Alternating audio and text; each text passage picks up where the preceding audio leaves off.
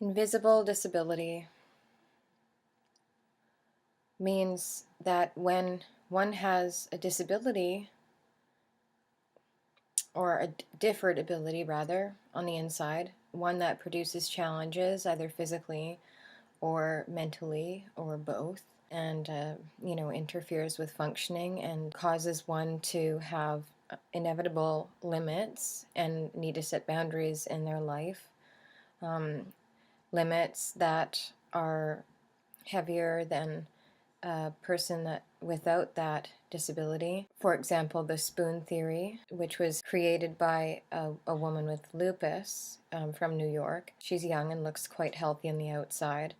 So she used this spoon theory to sort of explain how, you know, some days she really didn't feel well, and a spoon resembled doing a task, doing the dishes, or in my case, like with mums, taking your kids to the park and playing around with them, when you might physically be more prone to fatigue, and doing the laundry, and sweeping the floor, having a long energy consuming phone conversation, going out to a coffee group, anything like that might be a spoon, or even a couple of spoons, or a few spoons if it's a long event.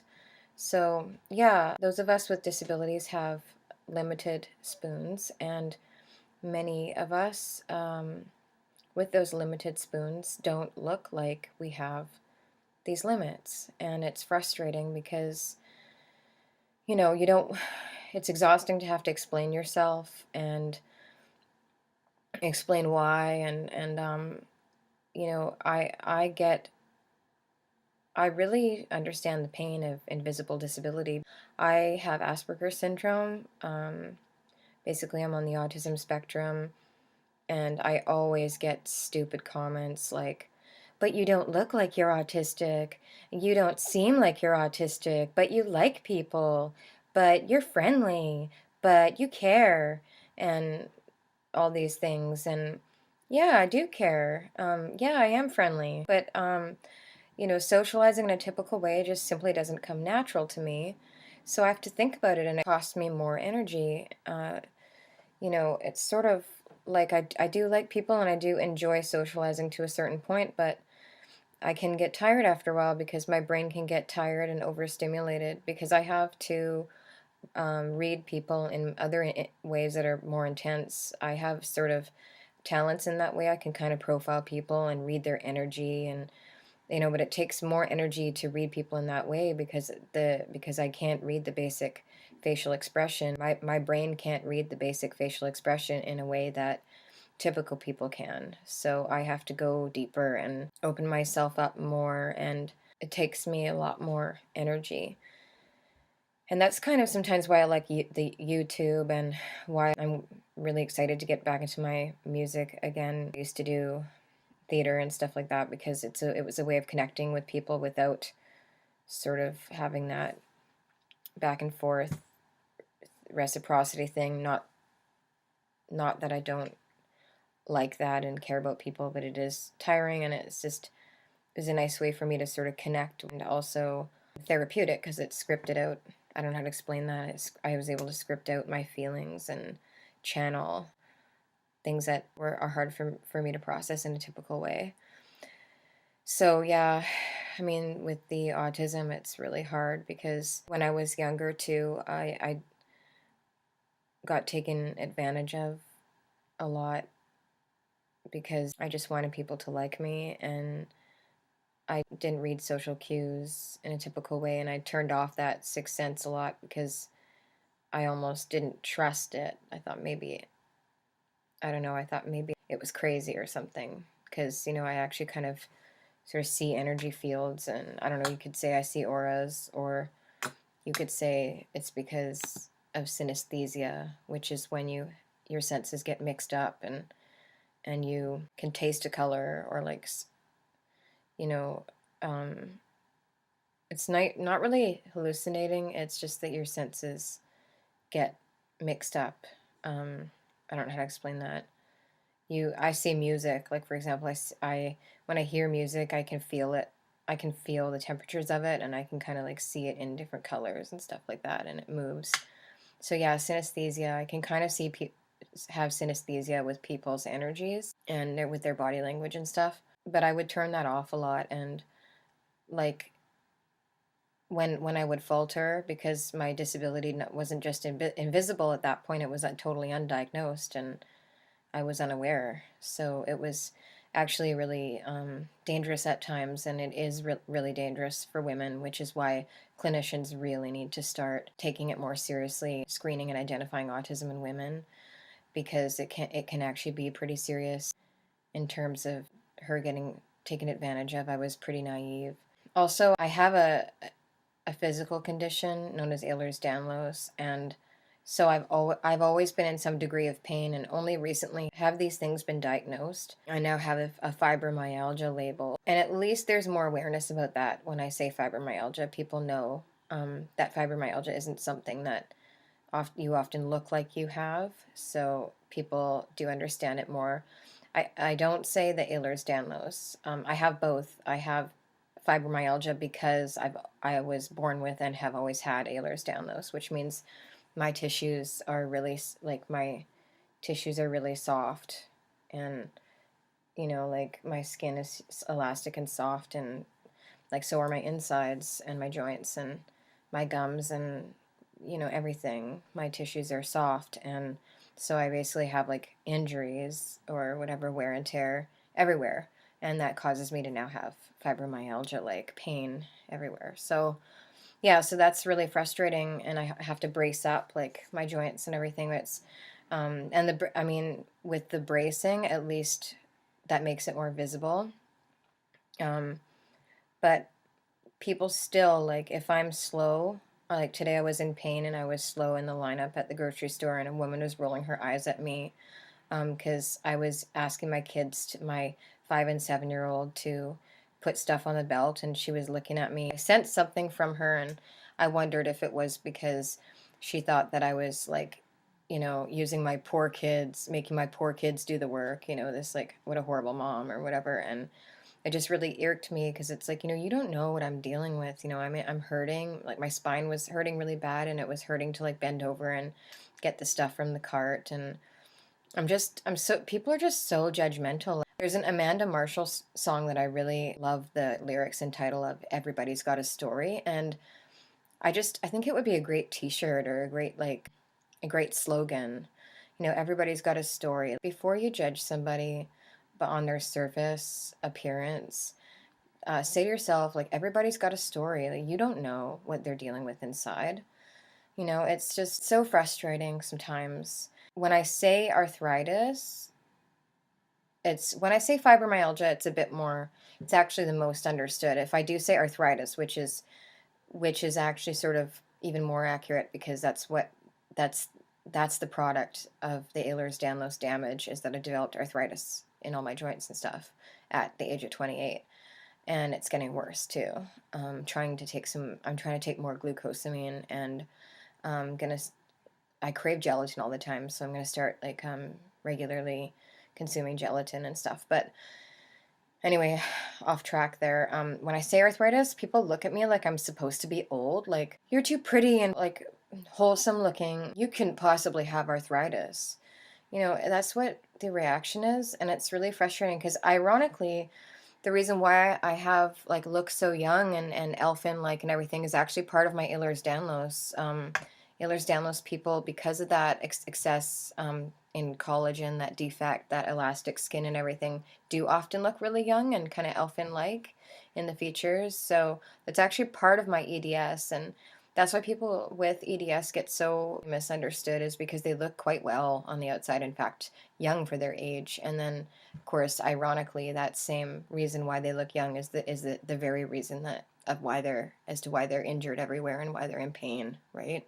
So yeah, um, I just wish more people knew what Ehlers-Danlos was. It used to be considered a rare disorder, but they've put it into the category now of uncommon, because it's actually not rare. There's more people than they thought that do have that gene. especially in the autism community, actually, and Asperger's community. Quite a few people have that, probably have this gene and are waiting, have mentioned they're waiting to be tested for it, and seem to relate with a lot of the afflictions that it produces, circulation and, pain and easy bruising and all that. It's just a fragility of tissues, basically. It's just a, it's a sucky fragility of tissues.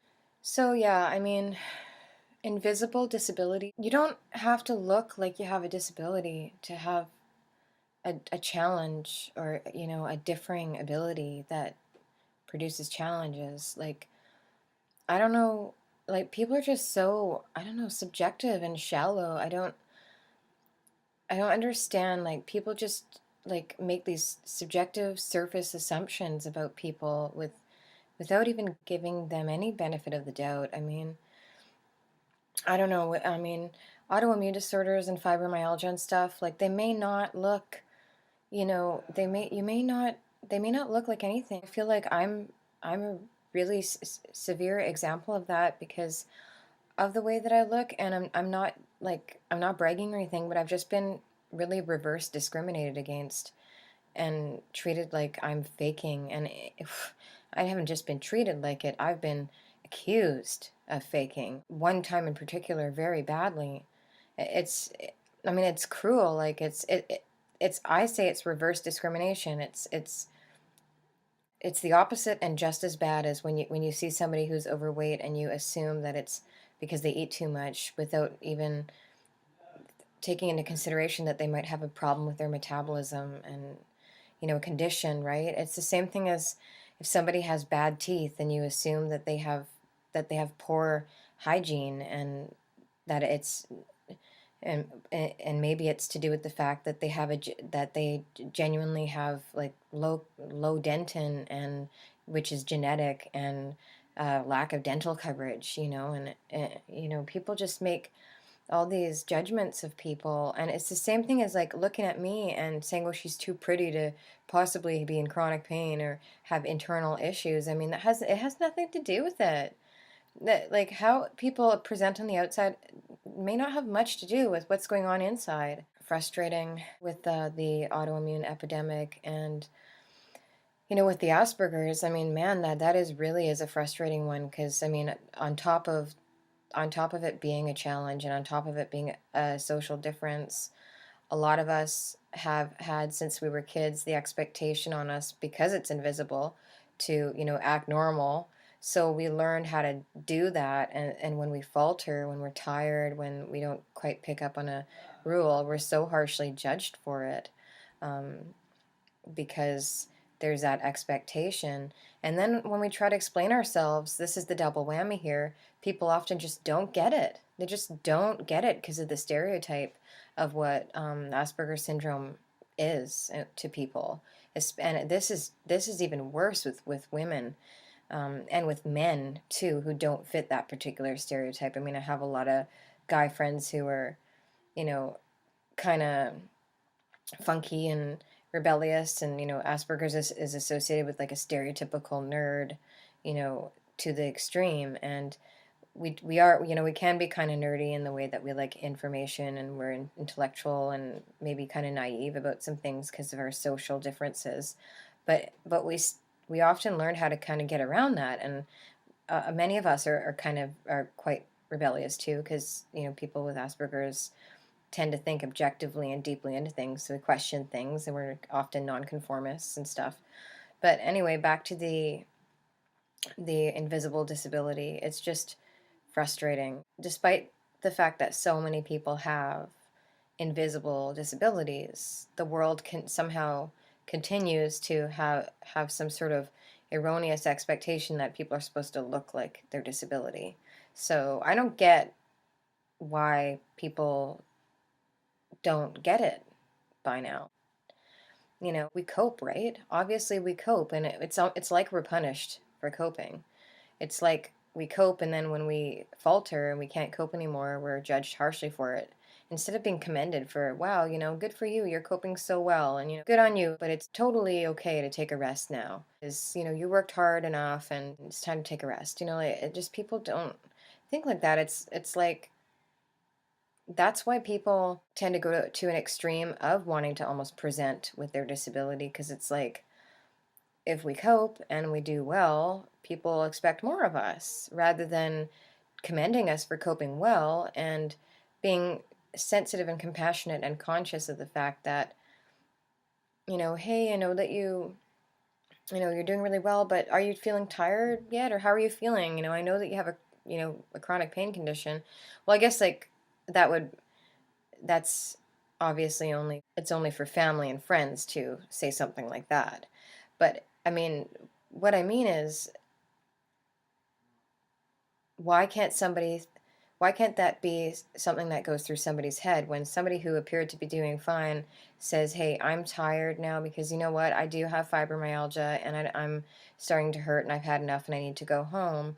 Or all of a sudden, the person, they seem fine, but then they can't carry a bag that's too heavy. you know why is it judged rather than being like understood as, oh, okay, obviously you were trying to cope and now you can't do it anymore, cool. Like, I don't get how people don't think like that with compassion. I don't know. I That's how I think, because like we were on a radio show the other night, and we were talking about how people with Asperger's tend to think objectively first and then subjectify afterwards. Whereas it seems like a lot of people think subjectively first, and you have to explain the objective, um, you have to explain the objectivity and all the varying factors. It's like you have to explain it. And I find that frustrating just because I'm somebody who thinks objectively first. And I don't understand how people can think otherwise. And of course, that's my lack of theory of mind, right? I don't know. I mean, I've really gotten the brunt going back to the reverse discrimination. What really hurts that I've had sort of people seem like they act like they're assuming this, that if I don't want to carry something or I don't want to do something, it's like for some reason people look at me and then treat me like, oh, she thinks she's too good for that because she's pretty, and so she obviously thinks she's above and she doesn't need to do that task because she's too good for it. No, that's not anything to do with it. I'm in pain and I'm tired, and I'll push myself, and I just really resent people thinking that I think I'm too good for things. I mean, that's bullshit. I am a mom. I push myself past my limits all the time. I'm a caring person. I often don't speak up and I don't complain. And then when I do, like, God forbid, I'm attention seeking and I think I'm too good for people. Like, I mean, give me a break. I mean, where's the compassion? It's just not nice. It's a judgment. Um it's frustrating that society's sick sick thing with women in particular. There's some sort of sick expectation with women, like you either have to be. It's like if you're attractive, you have to be a bitch or something, or you're expected to be a bitch, and if you're not, you're the opposite. And it's like, okay, so I have to be a bitch, and then I don't want people to dislike me. And so then when I'm nice, it hurts even more because people are still expecting me to be a bitch when I'm not being. So I don't know if I make sense. I'm actually going to do an additional video on the subject of subjective personality profiling, and sort of based on people's sort of how they present and look and stuff on the surface, and how people are so quick to make judgments about their persona and their lives and their inner characteristics based on things that present. Again, that's that subjective thinking. Yeah, to be coping with something and to be doing well in the coping, and for that reason, instead of being commended, not receiving um, that understanding, but rather having higher expectations held and even being met with disbelief. It's all just really frustrating, and it would be nice if people weren't so cynical and judgmental and were more open-minded. And I think it's part of the whole societal indoctrination. Society is just too bloody judgmental about the wrong stuff. And then for some reason they're not they're not they seem to lack judgment on things that are important to actually have judgment about. Like human ethics and stuff like that. So it's backwards, really. So yeah, invisible disabilities, they're hard. And, um, to all of you out there that are dealing with invisible disabilities, you're not alone. Um, there are so many of us, and I'm not the only one that's been judged. I'm not the only one who has had to suffer with somebody else jumping to the conclusion that if one is too tired or too sore to do something physically or come out or whatever, that they're being, that they think they're too good for it or too lazy about it. I'm not the only one. Um, but again, I really resent that because,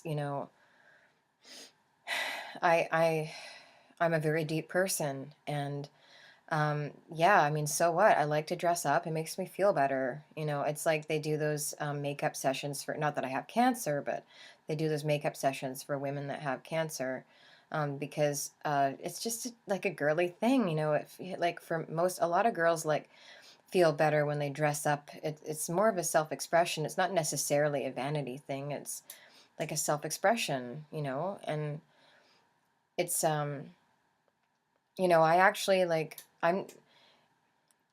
like I've been told that I could model and stuff like that, but I'm like, I actually don't want, I've been averted to doing so. And the reason is because I don't really want to be involved in that kind of seemingly shallow world. It just feels like everybody is totally focused on appearance, and the inside doesn't seem to matter. And because of my fibromyalgia, like my Ehlers-Danlos, my chronic pain stuff, I deeper things matter to me. As much as I like that, I don't want to like go to a modeling agency and whatever.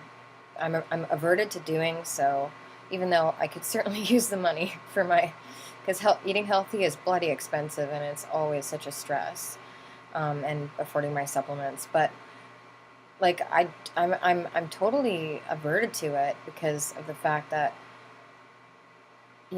it's like a cattle call. And when you're hurting, and when you're in pain, and you're tired, like, and you can't say that, you can't talk about it, you can't complain, you're at their mercy. You're the casting agent's bitch. Excuse my language. So I would prefer, like, I enjoy modeling for fun and having like fun clothes, dressing up, but I do my music, and I prefer to kind of save. um I mean, I might look into modeling. I'm not sure yet, but I don't I don't know if I will, because I prefer to save it, to save that for creativity and like dressing up and sort of applying to my music and to my own endeavor, where I'm in control and I have my own limits, and I'm not sort of like just a piece of meat for somebody else to just photograph me as they wish and not care. It doesn't matter if the photo session is like super long and I'm starting to hurt or whatever. I'm just kind of an object, and I don't really want to feel like that. And that's why I don't, as much as people are like, you should get an agent, you should do that, like, I wouldn't. And with my Asperger's, I don't really, well, but there was what do you call it? Um, there was a contestant, a Miss America contestant who had autism, and I was really proud of her, and it was really, really awesome to see her up there competing. And there was also a girl on America's Top Model, although she was apparently booted off because she didn't have good enough social skills, and they couldn't treat her any. They and Tyra Banks or whatever said to her, or they couldn't treat her specially just because of her Asperger's or something like that. And that's sort of like just the thing I mean. I just wouldn't want to deal with that. I just find it so um, hard to stomach. Like, I love dressing up and everything, and I love to model, but for fun and for creativity and for art, not so much for cattle calls. So, yeah, so invisible disabilities. As much as I like looking good, and like, I don't have a problem with the fact it is invisible. It's more society's I resent society's response when you try to explain that you have limits because you have an invisible challenge, and I resent the response that um, the reaction that I and many people are often met with. So I think society needs to change regarding that. So yeah, that's my long spiel.